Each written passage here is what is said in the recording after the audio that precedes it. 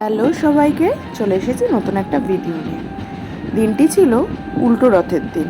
সোজা রথের ভিডিওটি কোনোভাবে আপলোড করতে পারিনি, তার জন্য খুবই দুঃখিত। তো এই উল্টো রথের দিনটাও যে অর্থাৎ উল্টো রথের ভিডিওটিও যে তোমাদের সামনে তুলে ধরতে পারবো সেটাও ভেবে উঠতে পারিনি।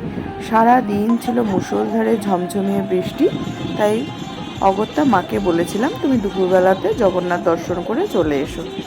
কিন্তু আমাদের মনে, অর্থাৎ আমার আর ছেলের মনে একটা আফসোস থেকেই গিয়েছিল যে জগন্নাথ দর্শন পেলাম না। ছেলে তো সারাদিন জয় জগন্নাথ করতে চলেছিল, কিন্তু জগন্নাথ দর্শন পেলাম না।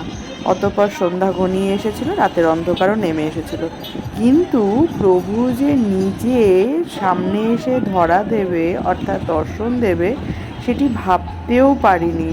ভাগ্যের খেলা বা ঠাকুরের লীলা, প্রভুর লীলা, নাথের লীলা যেটাই বলা হোক না কেন, এতটাই আশ্চর্যজনকভাবে, অর্থাৎ সত্যিই একটা আশ্চর্যান্বিত হয়ে পড়েছিলাম আমরা, যে হঠাৎ করেই বলা নেই, কোনো কথা নেই, নাথ চলে এসেছিল একদম আমাদের দরজার কাছে। মনের সমস্ত গ্লানি, সমস্ত কষ্ট, সমস্ত কিছু যেন ম্লান হয়ে গিয়েছিল, শুধু প্রভুর মুখের দিকেই তাকিয়েছিলাম।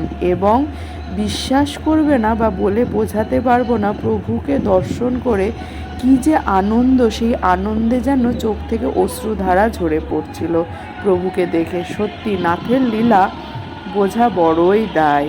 জয় জগন্নাথ। দিনটি সবার জন্য ভালো কাটুক।